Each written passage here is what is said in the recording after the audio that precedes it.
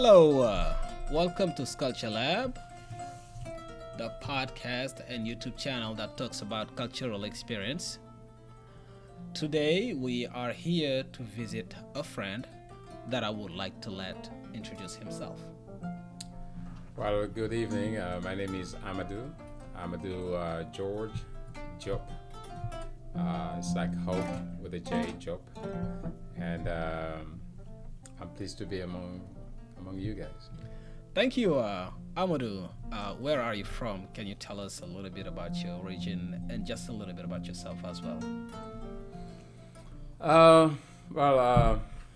I'm originally from Senegal, so-called Senegal, because as you already know, I'll go deep with that. But anyway, so from Senegal, West Africa, born and raised. I'm from Dakar, the capital city of Senegal, and I'm also from a little neighborhood called Sikap Karak. And many of us are proud to be from Sikap. Like all the boroughs, all the neighborhoods have different swag, I guess. So I'm a Sikap boy. The Karak swag. Yeah. I like Sikap that. Karak is also a little different swag as well. Of course. Always good to hear, man. So the reason why we invited Amadou today, and by the way, thank you for having us in your office, in your workplace. This man is working 24/7. I don't know how he does it. But with his busy schedule, he managed to find time to allow us to talk because we have something really important we want to talk about. For the time that I've been living in the country, like I have run into prejudices. While people will say Africans are more hardworking than African Americans, but also they used to say, I hear people say that African American lack social skills, and the African people are more sociable. And I believe that there is like something that need to be uncovered because there may be two reasons saying it. Either you want to manipulate some people or you are misinformed, and either way you need clarification. And I believe that this brother has a good perspective that can clarify certain things. Yeah. How do you see that whole situation, Mr. Amadou Diop? Well, that's a good conversation to have. That's a good conversation to have because it exists. It does. There are some people, and I'll say that maybe from my experience of this, I've met people from Europe who think that way, like some Italians or some. Now, talking about not Italian Americans. I'm talking about Europeans, like Italians or French or Spanish, who think that. Or I might see somebody from Africa. From Senegal in specific, like some friends of mine who work with, African Americans and don't understand the African American struggle, or an African immigrant that I know from the streets or from business or from work who might think that way. But I think it's multifaceted. And the problems are in so many different levels, right? I think sometimes when I talk to my customers who are mainly from Central and South America, I have this kind of conversation because my favorite question to ask them is, how did you come here? How did you get to the U.S.? Best stories. And I get the best stories. It's man, I walk for 3 months. I work for a month, or I work depending on where they come. Like Guatemala, it would be about a month. Honduras, they might say anywhere between 3 months and 6 months. Wow. And traveling different, and the horrors and the people that they left behind, and the friendship that they made, and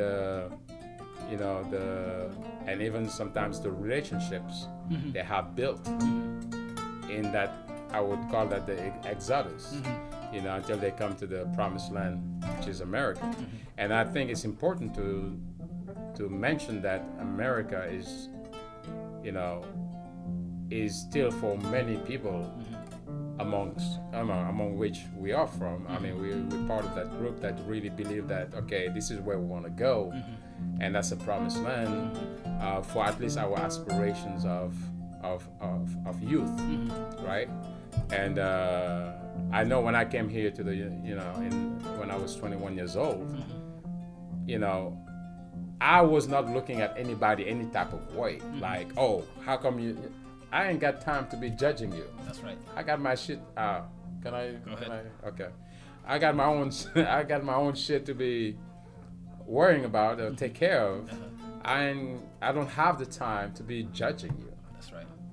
I got a big burden, so I'm, you know, although today I call myself very spiritual, but I still come from a Catholic background that has, you know, catechism has a lot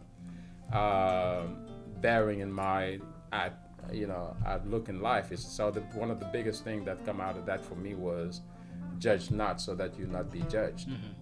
You know, and you know, Jesus, the biggest thing he always say is like, why worry about the splinter in your brother's eye while you have a beam in your own? Oh wow. You know, so it's always, so that's always been a basis for me. So that alone doesn't allow me to be judging a whole people. Now I might judge you.